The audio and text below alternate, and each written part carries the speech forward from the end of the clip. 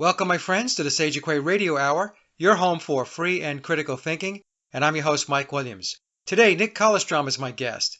Nick joins me to offer his insights and perspectives into the McCartney conspiracy. Nick wrote a book on the topic, The Life and Death of Paul McCartney, 1942 through 1966, A Very English Mystery, is available on Amazon and a terrific read. And so without further ado, here's the conversation with Nick. Well, folks, we have another great show. My guest is Nick Kollerstrom, and our topic today is going to be the McCartney conspiracy.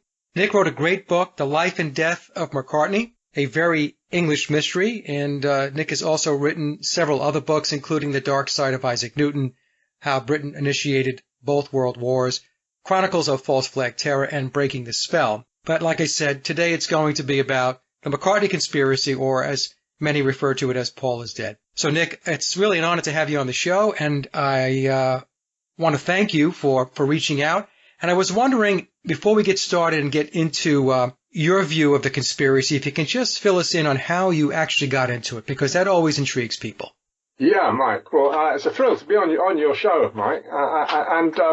Let me try to answer. I was never a big Beatles fan, but I'd done sort of conspiracy-type books, and a friend of mine started telling me about this whole thing, and he gave me a copy of the Memoirs of Billy Shears. We got here volume 2, or the second edition of it, and he just sort of dropped it on me, and I started talking about it. I think I did a discussion program with Jim Fetzer, and people started asking me if I was going to write a book about the subject, and obviously in my youth I grew up with all this happening, like everyone else. And so I just kind of tuned into it as a kind of fascinating. I love the idea of a mystery that we can't solve. You see, however hard we all try, and we do try hard, no one can actually fathom the identity of this new guy, the replacement for. So I think that fascinated me. Yeah. Okay, so you said you read memoirs, and what did you think of the book, Nick, when you first read it? Because there are folks out there that claim the book is just a bunch of fiction and it really shouldn't be paid attention to. But I disagree with that, as you know, because I know you are aware of my work. So what's your take on the book? Oh, I felt it was, let's first consider the mystery that none of the Beatles wrote autobiographies. All the people closest to the Beatles, the managers, the only one was Mal Evans. He tried to, and he got bumped off the week before it was published. But basically, think of all the vast sum of money that could have been made by insiders publishing the Beatles story. I mean, you got in 1964, I think it was, a book about the Beatles by Bill Shepherd, and we still don't know quite who that Bill Shepherd was. But basically, it's only outsiders who wrote the biographies, which is incredibly strange. And we got the most successful musician the world has ever known. That is what guy we call Paul. I mean, personally, I'm not that into listening to his music terribly, but I've got to admit he's, a brilliant performer and enormously successful. And let's ask, why hasn't he written his autobiography? Well, I would say the Memoirs of Billy Shears was it, right? That is it. And he comes out, emerges through a glass plate, as it were, into history in basically October, November 66, and nobody can see back before then, really, can you? You got one or two awful sounding albums, Billy Pepper and the Pepperpots, which really sound bad, excruciating, and he sort of claims that was him. Well, there are no pictures of the guys in that album, it might be. Let's accept he was a session musician, but he comes out of nowhere, and he as he says in one of the songs, he was there to mend the broken band, and he does that, and he tells the whole story. He wants to tell it, but his lawyer advises him it's got to be deniable. It's got to have fictional elements in it, right? Right. It's got to have bits in it that you can say in a court of law are untrue. Well, I would say his take on Vivian Stanshall, the Bonzo Dog Band, that has to be deliberately untrue. He claims that he made up the identity of Viv Stanshall. Now, it's quite complicated. if you want me to go into it, in the Magical Mystery Tour at the end, there's this guy singing, ostensibly the Bonzo Dog Band, Death Cab for Cutie, right? Right. And remember, at this time, Lennon saying there's only about 100 people who understand our music, and people wondering what is the big mystery. Well, I would say that, and also, the Magical Mystery Tour is the first big flop that the Beatles do. The critics, none of them get what it's supposed to be about. Well, actually, it's showcasing the new guy. It's all about Paul, right? This big fellow with big green eyes who doesn't look very much like the old Paul. And it's an act of enchantment with John Lennon saying, nothing is real, whereby we, the public, come to accept this new guy as Paul. And at the end, the last song, Death Cab for Cutie, you see this, he's a sort of blonde-looking fellow, isn't he? Supposed to be Viv Stanshall, and that is Paul. That is Paul dressed up as Viv Stanshall with blue eyes. I think blue or green eyes, fairly blue eyes, okay? And I think that's a key element of what the Magical Mystery Tour was about. And but Viv Stanshall was a real British eccentric character. He used to appear regularly on radio shows, John Peel radio show. So he was a real character. So I'm getting a bit long-winded, but I'm trying to show that not everything in that book is true. Okay, I think that bit about Viv Stanshall has to be made up because there was a real character. He was a total British eccentric, not at all like Paul. And I looked in there is a biography of him. He's fairly ginger-haired and he's got brown eyes. He's quite a heavily melancholic character. So the Bonzo Dog Band did have this real guy, Viv Stanshall, but maybe they did play about her a bit with identities, which I wouldn't generally recommend to do. And Paul did impersonate him in that Magical Mystery Tour. So that is, to try and answer your question, that is the one bit I think is untrue, or that I noticed was untrue, in that Memoirs of Billy Shears. And there's quite heavy numbers mysticism in that book. It came out on 9909. And it's got 666 pages with 66 chapters. And that date, 9909, was, it came out in America.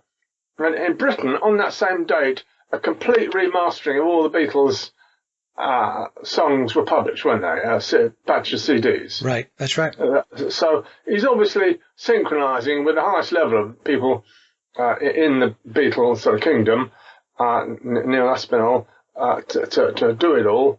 So he's obviously got permission, and the guy who puts it together, compiles it, Thomas E. Hugh Harriott, thanks Paul McCartney, thanks Sir Paul McCartney, for providing marvellous material in a way that he couldn't possibly do if Paul wasn't the actual author of it. Thomas Hugh Harriott has wrapped up the text a bit, but basically this is Paul trying to tell you what it's like to move in and the totally brilliant, awesome event that happened in 1967, the Summer of Love and Peace, as all sorts of bands around the Beatles came to appreciate this amazing transformation taken place, and the unbelievable fact that in some respects the newcomer was better than the old guy, or at least more complicated and mature songs were being produced, Yeah, so with the Stanshall bit, so what you're saying is that Billy, played a version of Vivian Stanshall, but he didn't necessarily create the character. You believe the character was already there, and Billy just... Totally, yeah. A guy lived in Muswell Hill, East London, and it actually burnt down. His flat died tragically, and he was sort of larking about as a British eccentric, so he had various things he did, shows he did, and I think that band was something that he was involved in, yeah. Now, Nick, Memoirs has what I consider to have a dark thread running through it. And the conspiracy, it's not as simple as a car crash and then they found somebody to replace him. And the topical story goes like this. They replaced him because if they didn't, the youth would have been crushed. That this idol, this entertainer, right, yeah, was gone. And so we get a very different view of this as we read Memoirs. It certainly appears to me that this replacement of Paul McCartney was in the pipeline for a long time, that Billy was on standby. What's your thoughts on that? Well, My book presents the simplistic view of what you just said. He dies tragically in a car crash. Brian Epstein has to move very quickly, find the new replacement, get him in, stop the newspaper reports coming out, and John Lennon agrees to try and pull the band together and keep going. The father of Paul's father, is then consulted. Will he go along with it? Will he accept Paul as the surrogate son? And he says yes. And because the family agrees, they can go ahead with it. Now, that is kind of the official story, which all works on one level, right? Right. But, as you point out, in this 21st century, we're very aware of the date 9/11. It keeps haunting us, right? And that keeps thrumming through the Beatles story, 9/11. And September 11th is obviously, it appears for PID buffs, you'll see on the drum skin of Sgt. Pepper, you get He Die, 9/11, or 11/9, depending which way you read it, right? Right. No, sorry, depending on whether it's American or British dating. So the whole Paul is Dead thing broke in Detroit in 69, and they took the date, therefore, the replacement as November the 9th. That was kind of the way they saw it. And you see a lot of PID books have that date. And that was actually the date when Lennon met Yoko Ono, I think, at this art gallery place. Rather sort of terrible moment for him in a way. But the most likely date for Paul dying, I think, is September the 11th. And I think he comes back from the American tour. He really does an interview with Melody Maker. Penny Valentine does, I think, totally authentic interviews, the real Paul there. And he's just in the brilliant peak of his career. Let's say, this is Paul's birthday today. In my opinion, no young man has ever achieved so much in 4 and 20 years. I think we should honour the amazing achievement which he had been through, Beatlemania. He brought the band together, and he was like sort of too good and too beautiful and too rich to live. So he became like the perfect sacrifice. And then after September 11th, you get the Melody Maker Awards ceremony. That was in a place in the middle of London called the Post Office Tower, which had just gone up, very classy place. And I found no newspaper reports indicating that anyone had really been there. The guys who got the prize, like Tom Jones, he knocked Cliff Richard off his perch as number one as a singer, and he was dead chuffed. But the reporter just went round to where Tom Jones worked. There was no suggestion of anyone. And the only reports that came from this post office tower were obviously kind of fixed up and rather silly stories. Now, on the web, there are some quite good pictures. Somebody looking a bit like Paul and somebody looking a bit like Ringo being given the award. And I might quote what he says in the memoirs of Billy Shears. He says that was one of our very best doubles that Paul used for that event. So that is a big decision for PIDers. Do you agree that he's not really there on the 13th at that awards ceremony? I would say the catastrophe has then happened. That's a kind of post-apocalypse moment, and that strongly endorses the 9/11 moment. And 9/11 keeps echoing. The very first song they recorded in the studio, made available, was on September 11th. Then the year after his death, the Magical Mystery Tour begins in the morning of September 11th. And then I think there's a song that Lennon composes, is it Glass Onion, where he's trying to reminisce about or contact Paul, September 11th. And then I think the big Crowleyite, the Winged Beetle. Remember that? Yes, of course. Yep. Hang on, I'll just show. Are we on video here? We are, right. Okay, now look at this. This is so mysterious. This is the poem by Aleister Crowley. Right. This is his book of poetry, published in 1910, right?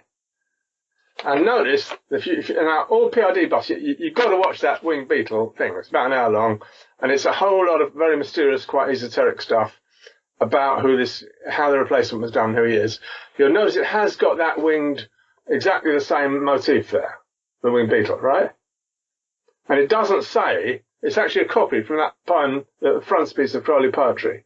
It doesn't say that. So that Winged Beetle comes out on 9/11, 2010. So there is a strange 9/11 theme that haunts this Beatles story, and that indicates some deep planning.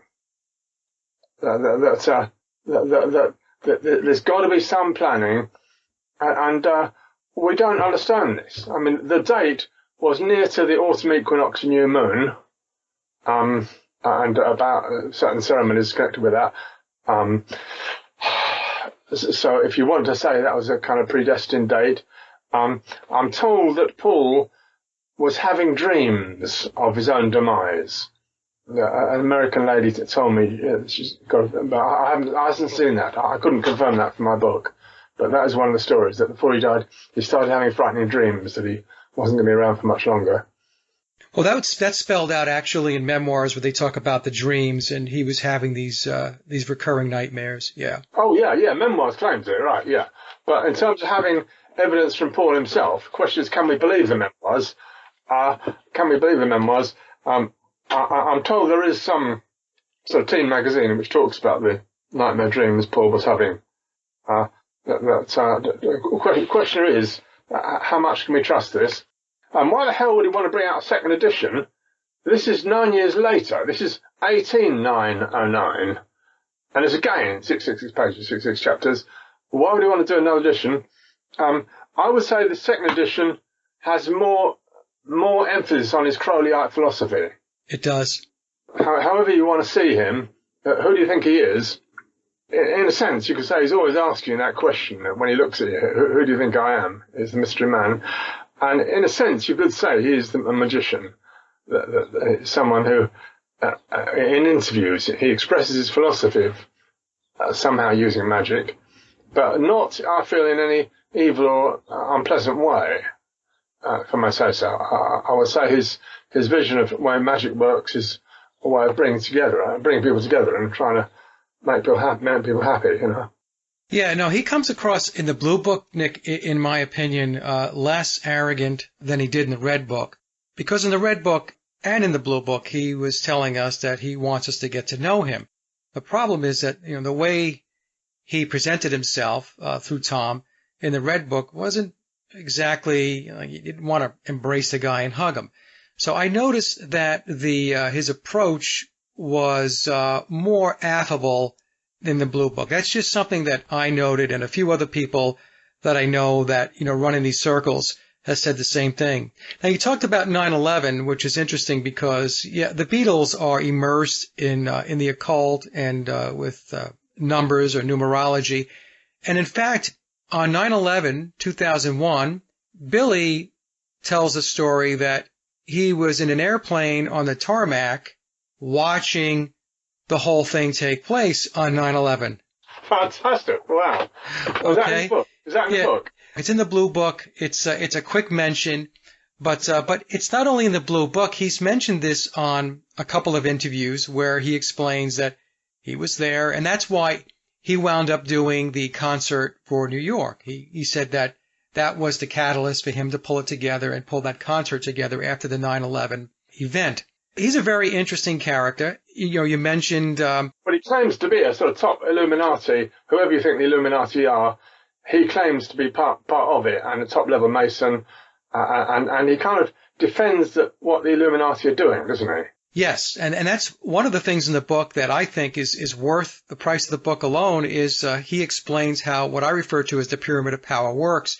The first 33 degrees are the 33 degrees of the Scottish Rite of Freemasonry. Then we have 13 degrees of the Illuminati. And then he explains there are 20 degrees above that of people and beings we will never know of. Uh-huh. And he definitely alludes to the fact that he resides in that middle tier, that he is in the Illuminati degrees, or what I refer to as the illuminated degrees, that he's no longer in the Masonic degrees. He's surpassed the 33rd degree. And, of course, it's my opinion that this is because of all the work that he's done on behalf of the agenda. What are your thoughts on that? Yeah, he totally does. I mean, he supports, you know, Obama and the main establishment, just like the modern Bob Dylan is, whoever he is. They are supporting the establishment.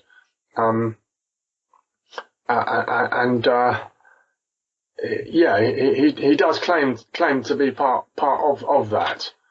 And in a way, there's a terrific contrast with the other Beatles. George and John were both terrified of dying, you see. After Paul is dead, after the incident with their beloved Paul leaving, they were both petrified of dying. And John was haunted by it. And that came out in a song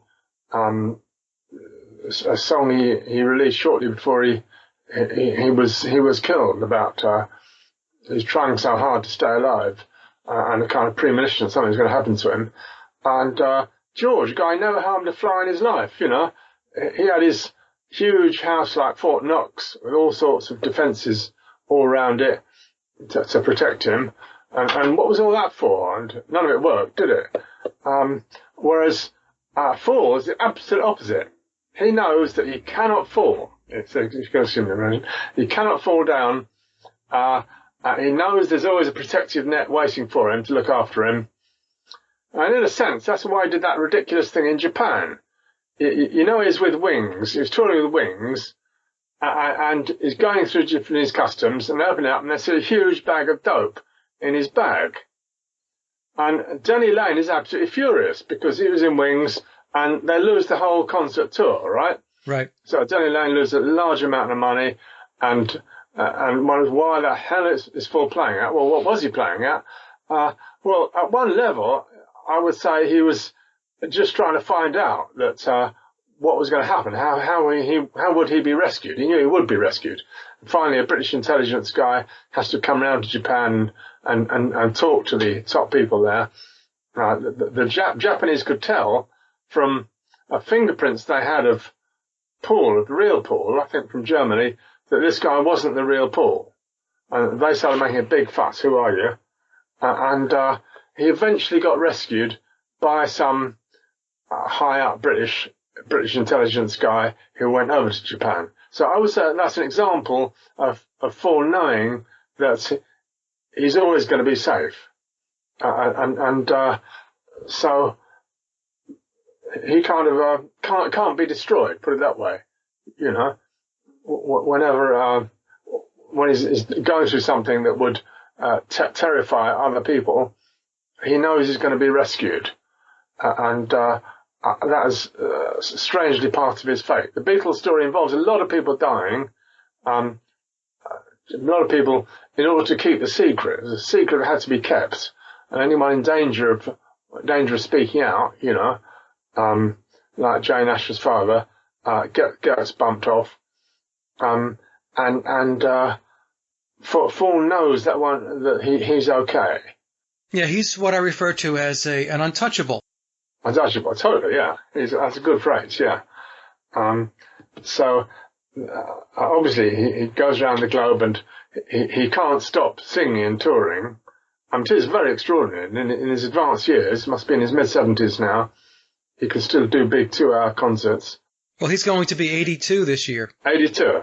Fantastic. 82. And I saw him in concert here in the States, Nick. His voice is shot, but I did a concert review about a week ago or so, but I said that his mobility is unbelievable for a man his age, his stamina. So he's doing 2.5-hour shows, 39 tour dates within a 1-year period of time. Now, I don't know how many people at that age can do that. Fantastic, yeah. Just to tell our listeners where we get this age from, I would say it's from, in the Magical Mystery Tour, he talks to a lady about, I think he's talking about his jersey or sweater he's wearing, and he says he's 30, doesn't he? Yeah. I think that's the basis for your calculation, isn't it? Well, that and, yes, in Magical Mystery Tour, he gives us a clue about his age, and also in Memoirs, he states that he's 5 years older than biological Paul. Yeah, that confirms it, right? Yeah. So somehow they could get away with having a guy 5 years older. I mean, it's amazing that they could do that, and that they knew they could do that. I think that this is, we live in an age when this might happen to quite a few celebs, and it's partly that the intelligence agencies want to explore their control over us, and controlling people's identity. Yeah. If they replace somebody, they've got a firm hold on your identity of who you are. And I think that is part of the plan. That possibly the Bob Dylan, there was a fiery young anti-war activist, and his first album showed a guy with hazel brown eyes and quite a round face, a round chin. And then he has a terrible accident, much the same time as Paul has his car accident. And then for several years, Dylan isn't visible. He does studio albums, rather like the Beatles doing studio albums. So for several years after Paul dies, the Beatles obviously they never sell another concert ticket. That was the last concert they ever sell, that American tour. And then they make studio albums. You never see them together again. So it's a terrifically dramatic change. And my impression is that Dylan goes through something similar. For several years, he isn't really seen out. And then when he does appear, he's got dark glasses on a lot of the time, hasn't he? Yeah, Dylan is very perplexing, too. Now, I haven't gotten into it to any great degree, Nick, but I've taken a look at Dylan in the very early years, going back into the early 1960s. And then you take a look at him later on, the mid to later 60s, and I have a hard time looking at those two views of him and concluding they are the same person. Yeah, he's got bright blue eyes in the 21st century. Has he not? And my favourite line of Dylan is when he's singing, "I came in from the wilderness, a creature void of form." And I feel that's an image of someone who's brought in as a replacement to be given an identity. Yeah. You know? Yeah. And the thing with Billy out in Japan, again, the numbers, right? He spent 9 days in jail in Japan. So the number 9 pops up again. Now, Nick, you mentioned the intelligence agency. So let me get your input on this. How long do you believe the Beatles were in the Tavistock pipeline? How long do you think that they were on their radar? Was it from the very beginning, or do you think at some point Tavistock commandeered them? Well, I think that the intelligence agencies want to have a control over popular music, part of their aim. I would have thought at some point there needs to be a real genuine rock band in Liverpool where the 4 lads are getting together and then they go off to Hamburg and they really are who they appear to be. Well, there aren't just 4 of them. There's more. This is before they're fully formed, before they got Ringo Starr and Stuart Sutcliffe. Yeah, those are young men having a great time. They're not famous. They don't hit the big time. They cannot be famous. They just do concerts and they bang away in the Liverpool Cavern. That is a genuine band. And then they come to London. They get signed up. They get they get Ringo and they get Epstein. So they've got 2 Jewish characters involved, and they then become big, and they're scheduled to be big. And I think from that point on, they are whatever you think the Tavistock is doing, it's doing it then. And there's a weird connection here with Richard Asher, the father of Jane Asher, lovely diva who Paul falls in love with. That seems to me like real love. I'm being naive. I think those 2 were the rock royalty. They cruised around town, and she really was, she was like Shakespearean actress, Doctor Who actress, and they really did fascinate each other. And then after Paul dies, then Jane goes through this trauma. She's not allowed to grieve, you see. And her father is then allegedly commits suicide in the basement of his flat. And he was a top hypnotist psychiatrist. So he would have been, this is quite near physically near where the Tavistock Clinic is, in Hampstead. And he would have been closely connected with the Tavistock Clinic. And, the reason why he's bumped off was because Paul gave his daughter gave Jane an engagement ring, okay? The lovely Jane. And so all the papers, oh, wow, oh, when's it going to happen? When's the big day? And then, ba-dum, he suddenly falls for Linda, the New York photographer lady, who is far more his type, right? Obviously she is. You know, she's been photographing Jimi Hendrix and Janis Joplin. She loves smoking dope.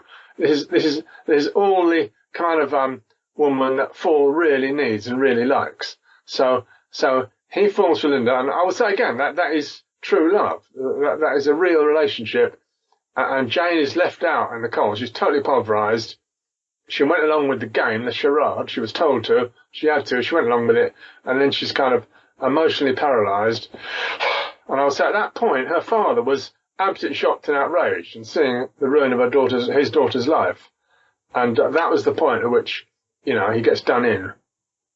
And that's a terrible moment when this genius, top British psychiatrist, I mean, it's terrible to even think of that, but so he would have known everything that was going on, this fellow Richard Asher, obviously, and would have been part of it, maybe helping to program his daughter to go along with it. I don't know. Okay, so that's what I was going to ask you. Do you believe that the Ashers were part of the program to essentially bring biological Paul McCartney into the equation, and there is some level of mind control going on? Also, I might want to add to what you explained here, Nick, is that Jane Asher's mother was George Martin's music teacher. That's another very interesting little piece to this. Do you think that the Ashers had some role in bringing biological Paul McCartney along, some mind control program? Well, I don't know. They were a brilliantly talented family, and it all happening in their house. And Jane had a brother also living there, ginger-haired brother, who Paul wrote some songs for his band. So it was a kind of big, happy family.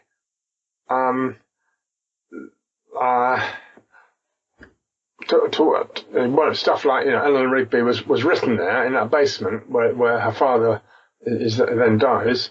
I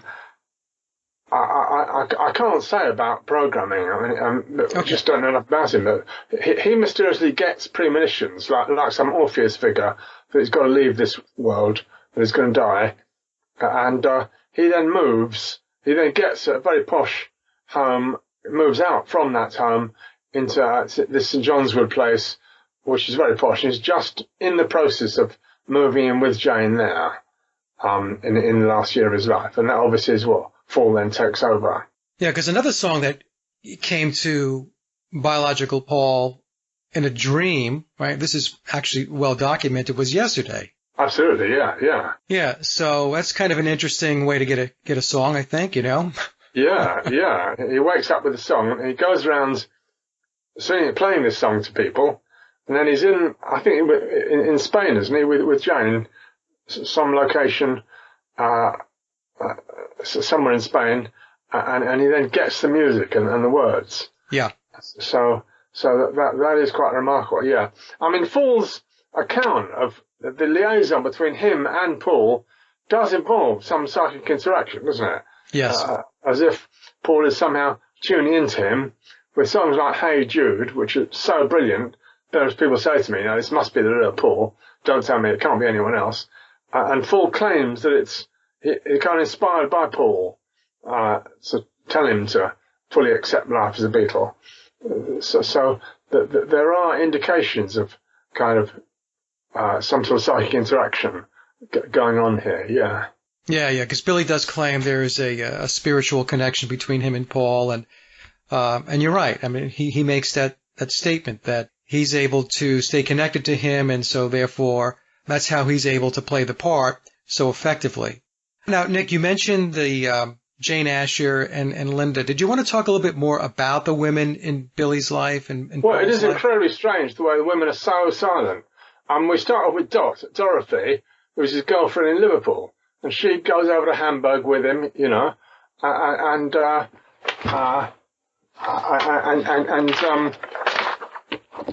we'd love to hear it. She then disappears, goes off to Canada. We don't hear a word from her ever. And when Paul gets famous, comes out of London, she just disappears. And Then we get Jane, who will not say a word about Paul. Any interviewer goes round to her. She makes cakes and stuff now. She won't say a word about him. And she's totally emotionally paralysed. She's written various women's books, which are kind of extremely depressing, but passionate from a woman's point of view. They're passionate and kind of no-hope books, like Will He Come Back, or the traumas that keep she associates with places. So she's got deep buried trauma. I would have thought somebody could have tried to get through it to her a bit better, but nobody seems to be able to. And she's married to this Gerald Scarfe, who's a bitterly cynical cartoonist. You know his paint, right? You can't imagine anyone more opposite than Paul. This totally cynical guy, Gerald Scarfe, who does bitter cartoons. So Jane really never says a word to anyone. She won't talk about the good old days, as we'd like her to, you know. And then Linda, what did she say?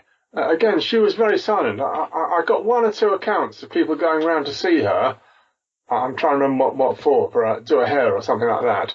And she was saying, "Oh, I'm not allowed out. I'm not allowed to talk." I don't know if you heard any accounts here, but I would say again, she's very silent about all the years of being in the band in Wings, all the experiences. We'd love to hear her side of things, as if she was just instructed by Paul, keep quiet. That's just my impression, you know. Yeah, it's interesting with Linda. She really didn't talk a lot about the relationship outside of being in the band. She kind of just towed the company line. Yeah. That's how I saw it. Now, in your book, The Life and Death of Paul McCartney, if I'm not mistaken, you mentioned that when he met Linda, she said something to the effect, "I know who you are, and I know who you are not." Yeah, I think that was the deal. Well, she was determined to grab the last remaining Beatle, totally focused on doing this, and her deal was that she wanted to be in a band with him, and get married to him. She had no musical talent, just like Yoko Ono, I would say, and she was exactly what Paul needed, because he could talk about the problem pretending to be Paul with her. So she had got photographs. She was a photographer. She got photographs of the Beatles, and she could see this guy was different. So she knew this guy, Paul, was some kind of mysterious character who wasn't the original Beatle. That was, I think, very much what attracted him towards her, apart from her being, you know, very good looking. So she was exactly what he most needed, really. That a way of getting away from the Beatles' identity. That's around 69, 70. That's what he really wanted. He closed down the Beatles. He wanted to start a new life, and she was just the thing for him, because he didn't have to pretend anymore at being a Beatle. They made a couple of albums up in Scotland. I think it was just the two of them, really. I mean, I would say it's a very unremarkable voice he's got. When he finally comes out of the Magic Studio, the Beatles studio, and just singing by himself, I would say the voice you hear on those couple of albums isn't terribly interesting. Let's just come back to the amazing picture you just put out of Linda. I'm rather haunted by the way the women keep silent. You got a picture of Linda with this guy having 6 toes. And Linda seems perfectly happy. She's just beaming, you know. So what the hell is going on here? But before we come on to this, I want to talk about another lady, a maternal lady, who Paul really enjoyed. When in his Liverpool days, there was the Caldwell household. There was Rory Storm, Alan Caldwell, and Mrs. Caldwell, and often after concerts, he'd just go over to their home, the Caldwells, and he'd spend all night just chatting with this lady, because his mother was dead, you know, and they were a really happy household, and they could just talk about everything, you know. And Rory Storm and the Hurricanes went to Hamburg with the Beatles, right? Okay, so those suddenly end up dead, right? Rory Storm, Caldwell, and his mother. Oh, they just committed suicide. Fancy that. 1972. So this would have been a signal to everybody in Liverpool who knew the Beatles: keep your mouth shut. You know, but at the same time, it's a lady who we would really like to have heard from. We'd really want to hear her whole angle on the story. What was it like? What did you chat about? You know, how come Dorothy's girlfriend suddenly vanishes? And we don't. They're gone, right? Yeah. Well, wasn't it together? They're both alleged to have committed suicide, aren't they? Yeah, I don't know if it was together. I thought that she passed away after him, but in either case, it was 1-2. Right. Both of them were out. Yeah, 1-2. Yeah, with pills. And Ringo played for Rory Storm and the Hurricanes. That's right. Yeah, he used to be in that group. Yeah, they pulled him out. Right. Then Heather Mills. Okay. What was it that so shocked Heather Mills? She says, I can't tell you. It's something terrible. And then the bewildered interviewer is asking, trying to find out what is so terrible. And he says, was it infidelity? And she says, no, nothing like that. No, it's far worse.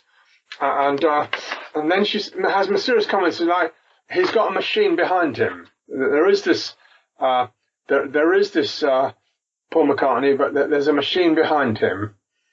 And I think what you're coming out with this Five Toes business, I think that what shocked her wasn't just something that happened 50 years ago. I don't think it was just Paul saying to her, you know, listen, darling, 50 years ago, I wasn't quite the man you think I was. I don't think that would have horrified her. I think it's something much closer to home, sort of maybe in the bedroom. And some people say there are two different fools, one with green eyes and one with blue eyes, that you can tell the difference between them. So do you think Heather knew that he was not Paul McCartney? I get asked that question a lot. What are your thoughts on that? Yeah, totally. She knew that, but that wouldn't have... Well, hang on. I'm just guessing. I'm assuming that. Yeah. I don't know. Let's assume she did. But I don't think that would have horrified her. I don't think that would have left her freaking out and saying, there's stuff I got in a box. I can't possibly tell you. It's so awful. But it's in a box if anyone tries to kill me. That sort of stuff. There's part of the frightening mystery behind this character, whoever he is. And Heather saw something. Maybe she wasn't supposed to see it. What do you think that might be? You said you mentioned something in the bedroom. You think it's something anatomically? Well, it might just be a duality, that there are two of them. Okay. It might be something like that. And that freaks her out. Who is this guy, really? And it's something she cannot tell. She gets 20 million to keep quiet. And she has kept quiet. I mean, obviously, we'd all like her story. She disappeared. Well, we don't hear much more of her, do we? No, right. And that's because there were confidentiality agreements signed. That's my guess. So they both signed on the dotted line and said they weren't going to talk about each other. Yeah, right. So I've tried to show there's quite a few women who just vanish or go silent. There's a couple of aunts. When Paul's growing up, there's a couple of nice aunts who are looking after him, help his dad. Auntie, what's the name? They come round and help prepare meals and stuff when Paul is growing up. And I don't know if I can find them. Again, they rather suddenly disappear. That we would like to hear reports from that. Auntie Jin and Auntie Millie turn up in the evening helping to cook tea. There's the whole question of DNA sampling that we'd all like to try and clarify a bit. These are some sort of family members. These aunts who saw Paul growing up, for example, there's a guy who claims to be the brother of Paul, who goes around doing family memoirs. He looks very, very dodgy. Mike, his brother Mike. Mike McCartney or Mike McGear, yeah. He doesn't look the least bit like the brother of Paul. No, not at all. Not at all, no. It's funny, Nick, you mentioned Auntie Jin. That is a lyric in the song that Billy wrote, Let 'Em In. He has people's names in the song, and he mentions Auntie Gin, so I find that interesting, yeah. Oh, yeah, right, okay. Anyway, they were part of Paul's childhood, and I just got some brief mention of them having some condition under which they couldn't speak. You know, I mean, these are situations where you expect some journalist to go around and want to get their story, and it doesn't happen. If we wanted to get further on this fascinating enigma, I think if we could get any of these women to speak, that would be very crucial, you know. Yeah, I think it's going to be a very long shot. Obviously, as we've been talking here, we mentioned before that he's an untouchable, and the machine behind him is big and scary. Yeah, but he keeps saying, the second edition of Billy Shears is expected to pass away soon. There will be the question whether he allows his DNA to be sampled. I mean, the vast McCartney empire now, multi-billion empire, who does it go to?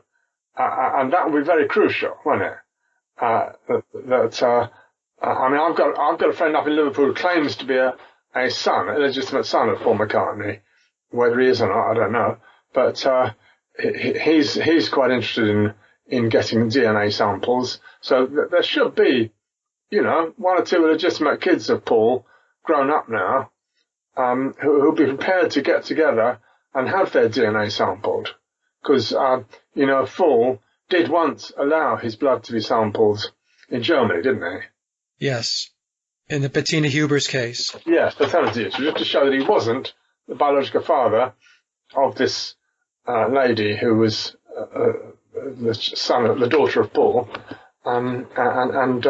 So I don't know if they've still got his blood or his DNA sample, but that would be a very live issue. I think if we could in any way get samples from any of these people, relatives of Paul or Paul, or even, say, Mike McGear or something, you know, you just need one or two hairs from the head, that might be a real possibility of getting someone on this subject. Yeah, the only problem would be the ability to have it happen, because even if somebody was able to get the DNA in a way, let's just say, that was not approved by the McCartney enterprise, the ability to complete those tests, publish those tests, and so on would be squelched immediately and probably be very, very dangerous for the person that pursued that path. Oh dear, right. Shucks. Right, yes, I think I can't disagree with that, yes. So, Nick, what do you think are the motives involved regarding Tavistock? Why did Tavistock do this? Was it just simply social engineering?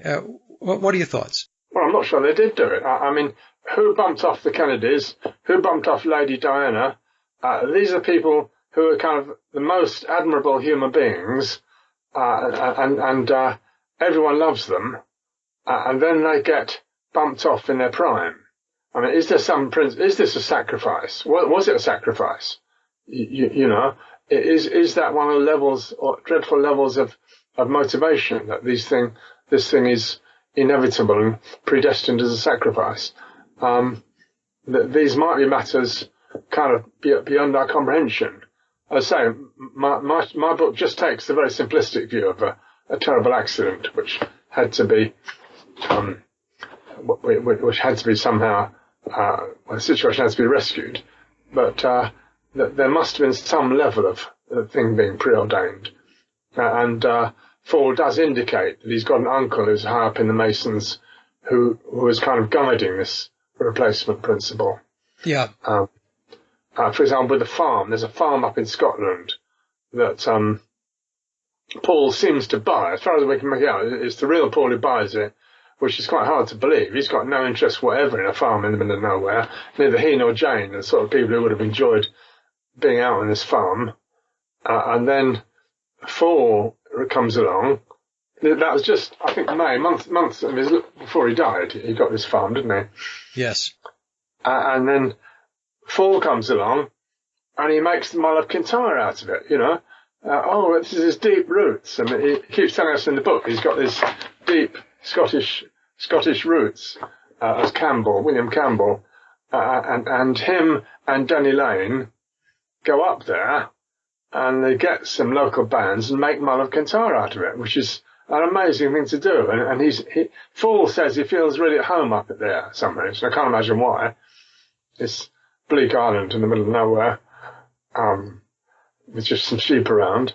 But he does that, so that is as if he's got claiming to have some connection up in Scotland.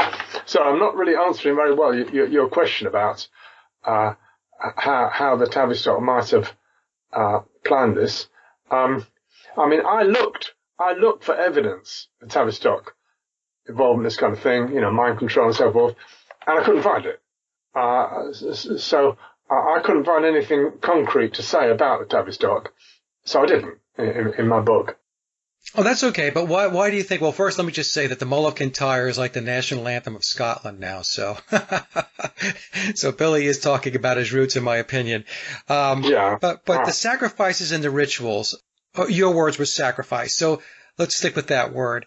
That would lend itself to the occult. Yeah, it is. Yeah. Yeah. So what is the purpose of the sacrifices then? If we take Tavistock out of the equation and we just talk about the fact that the sacrifices are done, what would be the purpose of that? Let me try to give an answer, which is, in a way, your question is kind of too difficult to answer, let me say that. But think of the effect it had on the Beatles' music, and think of the mystery of death and rebirth, which is what we're talking about. I mean, what you see on the front cover of Sgt. Pepper is kind of resurrection. It's a resurrection mystery. See, the old Beatles, grey, waxwork Beatles, and one of them's dead, and they're finished. They're the simple, what Fall calls silly love songs. That was it. It's all over. And you get the new Beatles, the psychedelic, and they've come back from the dead. A bit like the Rolling Stones rocking on after Brian Jones has died. If I'm making the comparison, both of these bands rock on after the death of their main member, and the Beatles go through an awesome transformation. And with Sgt. Pepper, you've got four lonely people. They're no longer together. They don't wear the same gear, and they don't sing together at the same microphone. They're four lonely people, and all the songs about existential situations of individual people, right? They're not the four of them in this amazing heavenly blissful harmony. They're locked out of heaven now. They can't get back to the heaven, that bliss they used to be able to do in the Beatles concerts, where they'd all sing together. That's gone forever. And you got these four lonely characters, but albums like Abbey Road, I mean, isn't that probably the most popular Beatle album? And it's got much more mature themes in it. That we've grown up now, and it's no longer the first sort of teenage love. I want to hold your hand, and we've got much more mature themes. Maybe the fate was that the old Paul couldn't have done that. That this is something, and it had a large effect on various bands. I would say Donovan, Rolling Stones, and Elton John, seeing this new guy, seeing this amazing transform, and it inspired them. So I think a lot of the sense of wonderment of the swinging 60s isn't just taking drugs and LSD. I think for the British bands, it was this transformation of the Beatles. So the awesome classic Sgt. Pepper was to some extent, composed by Fall, wasn't it? It was Fall, and it was his baby. Yeah, his baby. So I think we should recognise the part of the mystery of this. It's a mystery, and I like it because we can't fathom it. We can't answer the ultimate questions of how it happened and who arranged it. But it does give us this, so it's quite a Shakespearean mystery, I would say, of identity, and it gives us the great Beatle albums that go beyond what they did in the old days when Paul was there. I'm going to ask you a question, Nick. I know the answer that you're going to give me, but I'm going to ask you because I get asked this question. How do you know, or are you absolutely convinced that the guy today is not the original Paul? Well, for me, the key thing is the anguish and desolation that the three remaining Beatles went through in the latter half of '66, once Paul had gone, and especially John Lennon, he really is totally wrecked. He's smashed to bits. He gets totally addicted to heroin. His wife sees him just a shadow of his former self. He's with Yoko Ono now. Or she's a ghastly antithesis to the lovely music he used to make with Paul. I don't think that sense of tragedy, sort of devastation, would have happened if Paul had just kind of retired somewhere. If there'd been an arrangement for him to retire, I mean, so that is one level. Another level, simply, this guy is so much bigger. I mean, his shoes are much bigger, you know. His head is much bigger. And he's at least 2 inches taller. Right. And the early Paul, look in the colour films, I think help. Alan Brown, you see the big chocolate brown eyes. They used to drive the girls crazy. Chocolate brown eyes, okay? And you can't just change them to the guy now who's got blue eyes. You know, you really can't do that. So there is a physical change. This new guy is much more intellectual, more complicated. But the one thing he isn't is adorable. One thing he can't be is adorable. you know, the old Paul would get he had a charm. You listen to him being interviewed and saying David Frost, and he gives us one-liner replies that are humorous, witty, and charming. Okay, and the screaming fans is because they've got this adorable character as the main singer, and once he'd gone, you just wouldn't get those screaming fans again. You know, you get people admiring full artists, because so the new guy can't step in and be adorable in that way. And my impression is, tell me what you think of this, the old Paul was not into magic. He was at this, I don't think he was into Crowley. He was at this, what's it called? The gallery, Indica Gallery. He'd go around there, Indica Gallery, and I think the people running that were a bit into the Crowleyite stuff. But I don't think, as far as I can tell, Paul wasn't. I think if he was into it, he was probably on the periphery. I believe he was too young to really understand what all was going on underneath the hood. In other words, there were people planning and strategizing, and you know, he was part of that process, but there was a lot of stuff that was going on where he and the rest of the Beatles were being manipulated, and not aware of that, right? Whereas Billy clearly is an occultist. Yeah. He's into mysticism, and he's very much versed in the esoteric. And I think he shared that with Lennon. I think him and John Lennon shared this Crowley thing. I haven't read the Crowley, but Book of the Law and stuff. Yeah. But not in a dark way. They didn't do any sort of nasty sacrifice or anything. They weren't into that side of things, I would say. But they were somehow into Crowleyite magic, and that is why, as far as I can tell, Lennon made this dismissive comment about the Christian religion that was going to fade away. And not only made that, but he absolutely refused to withdraw what he said there. Right. Even when the whole America was screaming, it meant the band could never ever go back to America, and Epstein kept telling him to apologise. He would not apologise. He would not retract. He was amazingly adamant about that. All he finally came out with was an apology. I apologise if I have upset people. Right. And that isn't the point at all. It's not.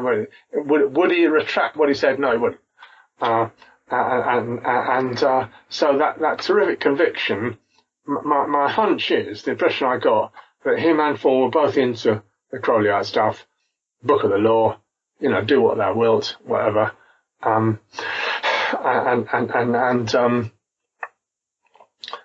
is very much a kind of guiding principle of his life, isn't it? In the Winged Beetle, it kind of implies that Crowley is his father. I don't know if you want to comment on that.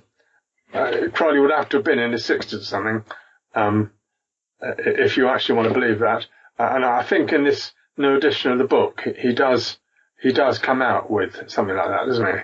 Well, he alludes to it. It's kind of a big puzzle. Billy likes to hand things out in 1,000-piece puzzles strewn all over the place and have us go figure it out.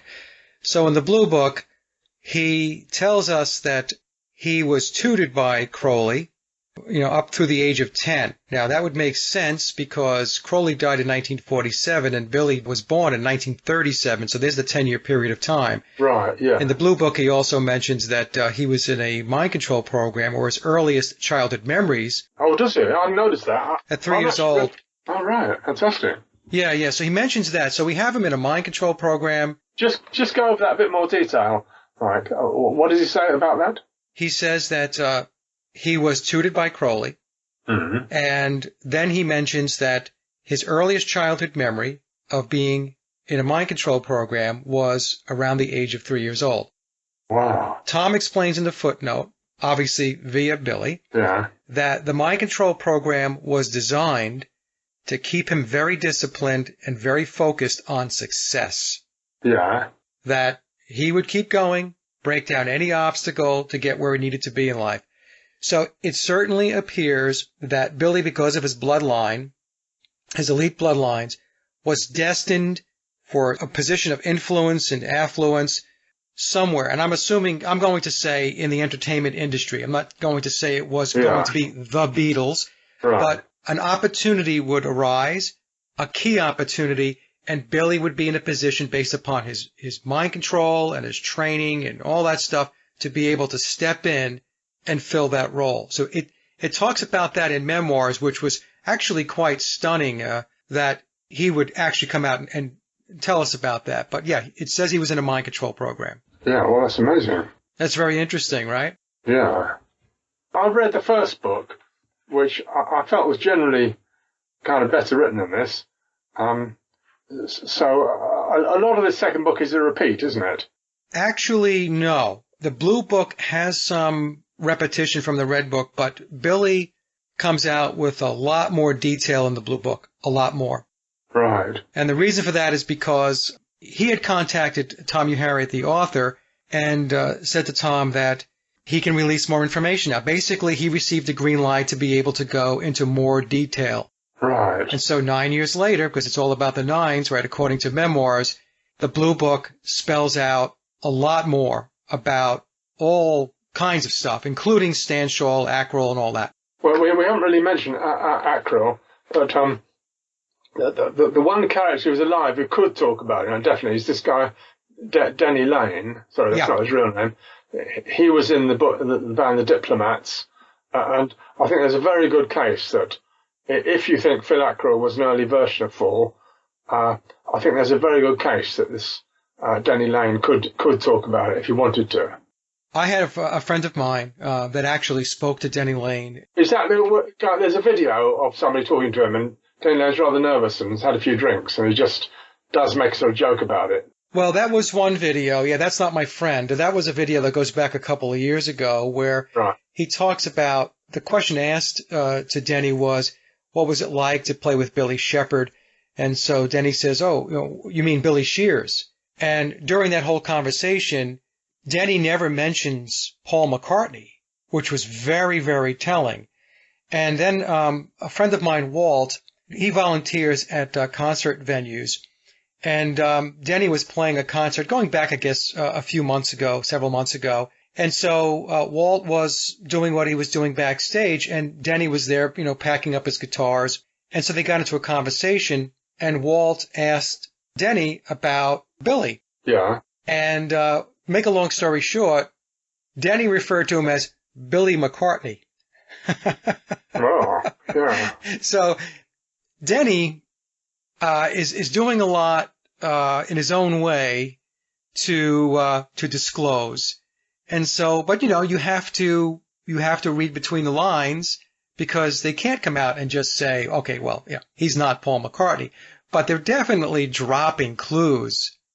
And Denny, over the last 2 or 3 years, the interview you mentioned, and then my friend Walt running into him, and then Walt coming on my show to talk about it. I mean, those are significant in my... They are, yeah. I think we need to consider what kind of questions we'd like to ask you that might be answerable. You pointed out you can't just expect somebody saying no, he isn't, or whatever. Right. Supposing you got an opportunity to talk with one of these people, what is it that you would like them to say? And try to think of something meaningful. For example, we mentioned Jane Asher.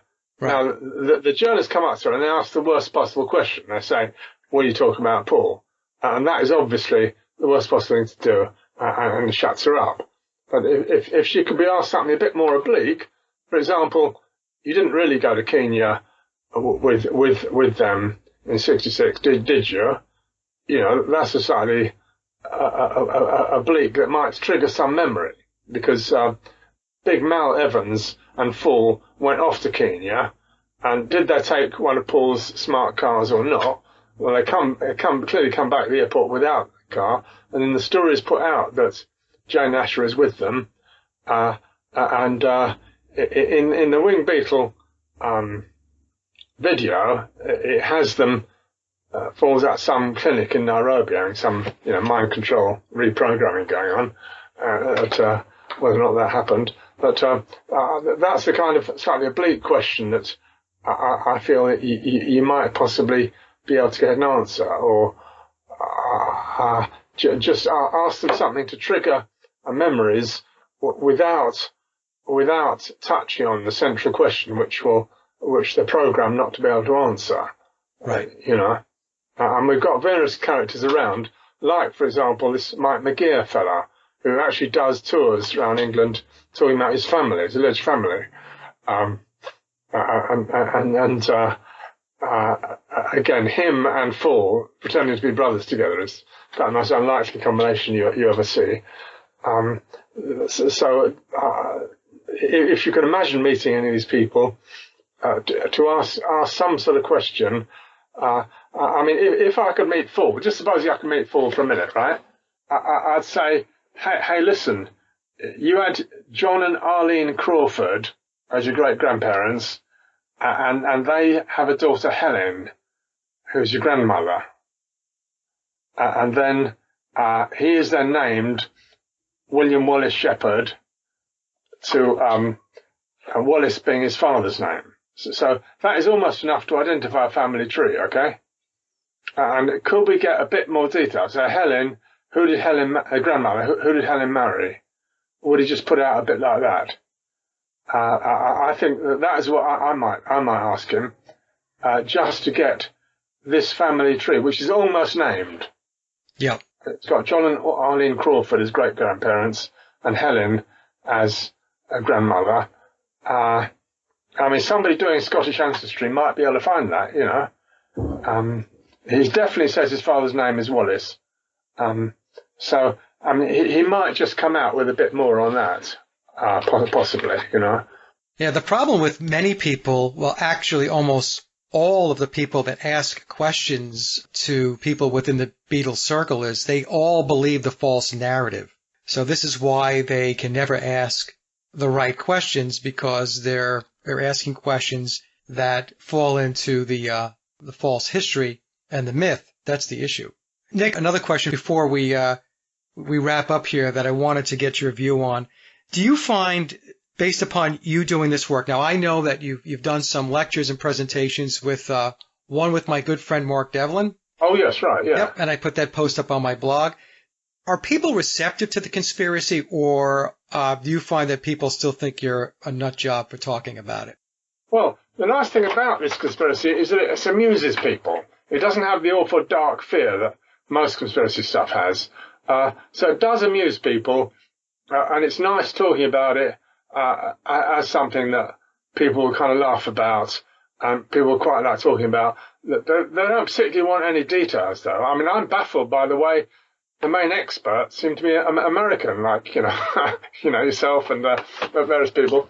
There's me, and then there's Mark Devlin in this country, and it's hard to think of anyone else. And this is where it all happened. And why isn't there more interest? So I'm very I'm totally baffled by this. That people want to enjoy the Beatles songs, but don't go into. I would say the tremendous transformation we looked at is the source of the creativity of the Beatles. A whole lot of Beatles songs have meaning from what happened.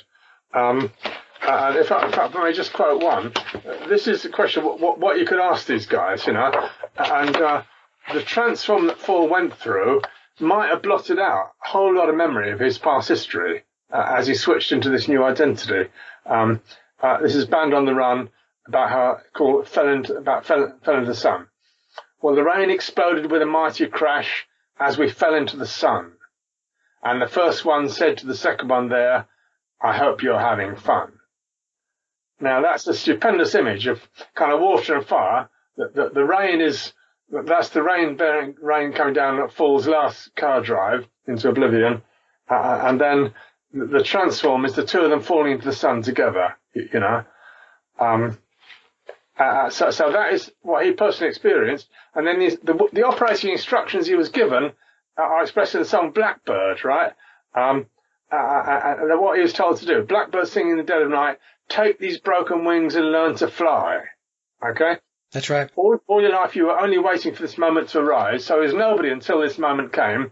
Blackbird singing in the dead of night, take these sunken eyes and learn to see. So there's a dead body there, and he's got to somehow resuscitate it all your life. Blackbird, blackbird, fly into the light of the dark black night. Fly, blackbird, fly into the light of the dark black night. So that's this scary darkness he flies into for the transformation. So that's kind of expressing something that he went through, whereby he kind of changed and could tune into being full. Like you, I'm mystified. Here we are, the anniversary of Paul's birthday, 18th of June. That there aren't more people who want to hear this story and look into it. Yeah, I find that quite baffling. Yeah, and I'm hoping that this sensational research you've been doing, which is really the most astonishing thing of all, this guy with 6 toes. I'm hoping that will get people going a bit more, because it's not complicated or philosophical. It's just a picture of a guy with 6 toes. Well, I became aware of it, Nick, because I did an interview with Tina Foster, and Tina mentioned it because she was clued in on it. And then when I went to go look at it, I found that going back to some forums, going back a decade ago or so, there were mentions. But these forums are all basically gone these days. They've been. Oh, right, yeah. Yeah, I mean, they're not active. Yeah. So there was discussion about it, but there was no broadcasting of it. There was no broad awareness to look at a guy with 6 toes. And it wasn't until Tina mentioned it to me that, I wrote it down during the show, and I thought, well, let me take a look at this, So, and when I did, I'm like, you've got to be kidding me. And that's what led me to put the video out. Right. So, but it is a very, very key proof point, because it clearly shows that there is a different person playing the role. Yeah. It shows we've got more than one Paul. Is that what it shows? Exactly. Yeah. And you've got really good pictures of 6 or 8 different headshots of people, yes, claiming to be Paul. It makes us realise all the different replacements that they've been given us. So we're part of a sort of experiment. They keep giving us different pictures of Paul, and will we accept it?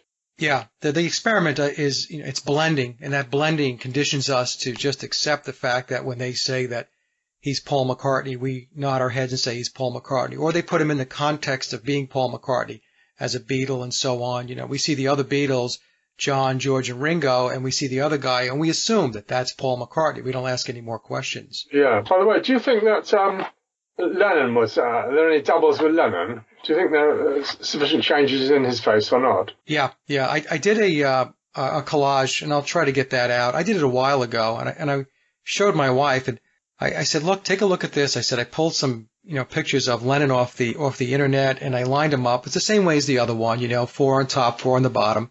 And she says, Mike, at least 2 of them are not the same person. Right, yeah. Okay, so I should tell everybody that my wife is a professional artist. Oh, right. Okay. Yeah. Yeah. All right. So she Yeah. understands perspective. She understands the human form. Yeah. And I said, okay, well, that's exactly what I thought. The Yeah. one that I find most interesting, Nick, as far as Lennon goes, is there were pictures released in during the double fantasy period, right before John died, of Right. a version of John Lennon that even back in 1980, when those pictures were released, I thought, that doesn't look like him at all. He looked older. His face, the nose, even though it was Nose is different. pinched, Yeah. was much different. It was longer, and it was kind of very weird looking, you know? Yeah. And do you think the other guy sung, or do you think there's only one singer? I mean, because they always want to have other people on the covers, don't they? Part of their experiment.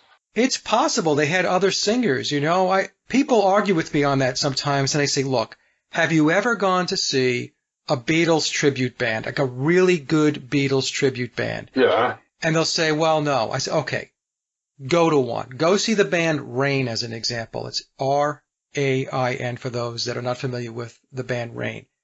Listen to them sing. Yeah. The singing is uncanny. I mean, it's not hitting the mark all the time, but on some songs, Nick, you can't discern between what you're hearing on stage and what you remember hearing on the albums. In other words, it's so close that you would think to yourself, if you close your eyes, you're listening to that particular Beatles singing.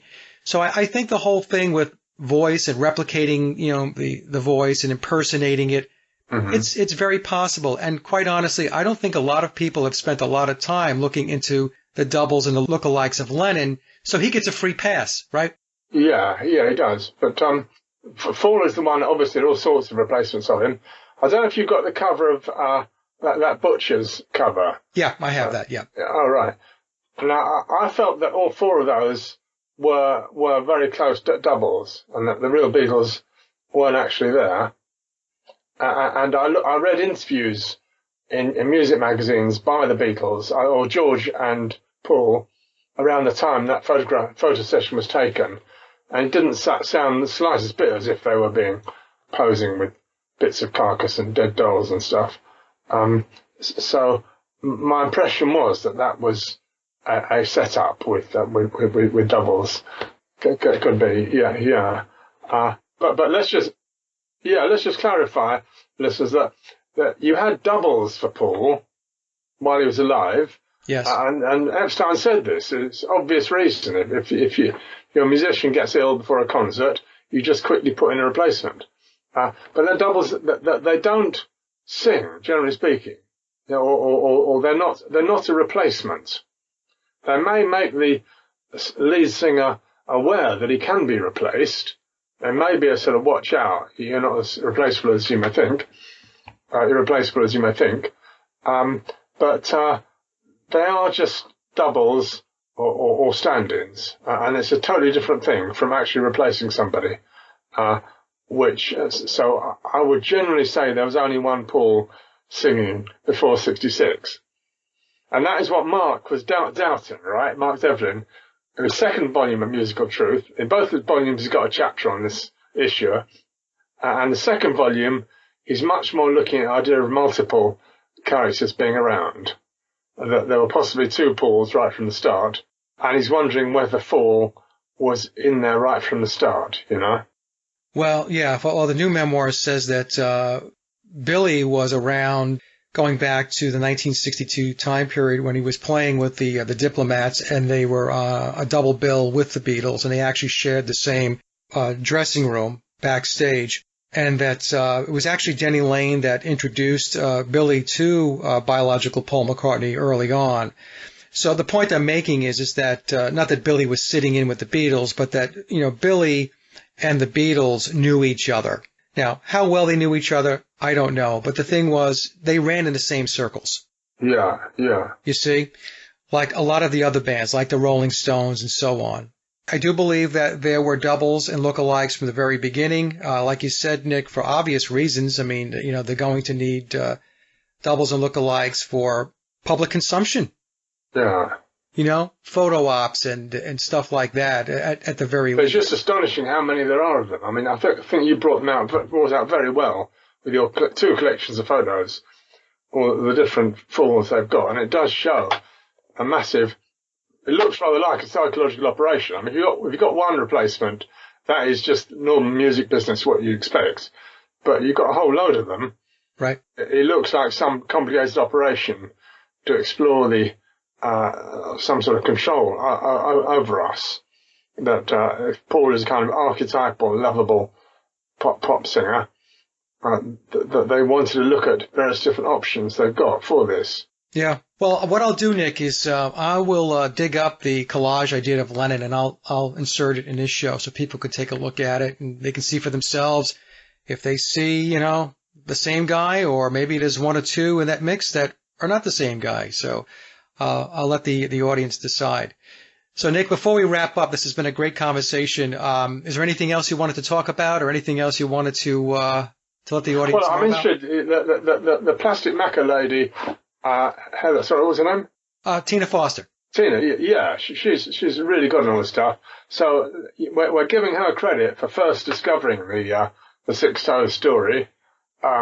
She has got a book just come out. I haven't read it, but yes, she's done some work on the subject. I think she's one of the original experts on this subject. She's really tuned into it very well.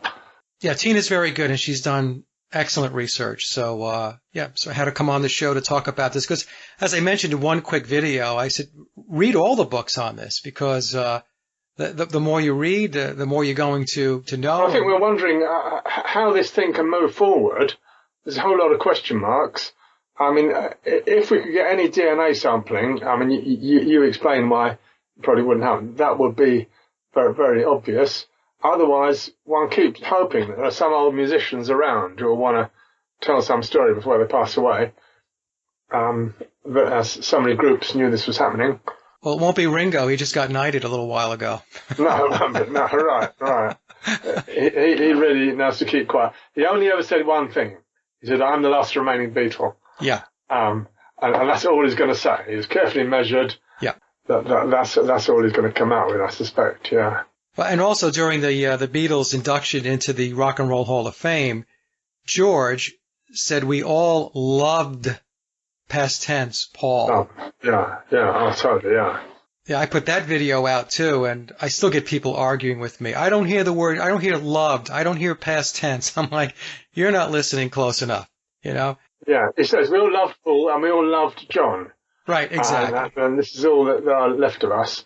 I mean, Paul was taking a very snooty attitude. He refused to turn up with them. Yep, he didn't show up. Perhaps that was wise, because on a platform like that, they see that he's taller. So in a way, he couldn't turn up with them. It was just those two. So anything else, Nick? Do you have any websites or any other books that you would like our audience to be aware of that you've published? Well, none terribly relevant. I've just done one about 9/11. I'm just trying to do who did 9/11, and that might be banned by Amazon. I'm not sure, but that's been published. So I've sort of done various conspiracy books, and this McCartney one is the one kind of happy theme. I would say that makes people laugh, and doesn't have any terrible. Doesn't have too much of a terrible meaning to it. Yeah. Okay, Mike. Well, wonderful talking with you. You too, Nick. And I'll have the show out on biological Paul's birthday this month. Fantastic. Yeah. Huh. Okay. Okay. All right, Nick. It was a pleasure talking with you. All the best. All right. Bye-bye. Yeah, and that concludes another Sage or Quay interview, and I hope you enjoyed the discussion as much as I did. Links to my guests' websites and social media are listed in the description box below. And as always, I would like to thank everyone for listening and visiting the blog. You can find all my social media and web links by visiting my hub website at sageofquay.com. Also, if you get a moment, please visit laboroflovemusic.com to check out my music and album releases. And remember, live in truth and always serve creation. It's really that simple. See everyone with the next show. Be safe, enjoy, and God bless.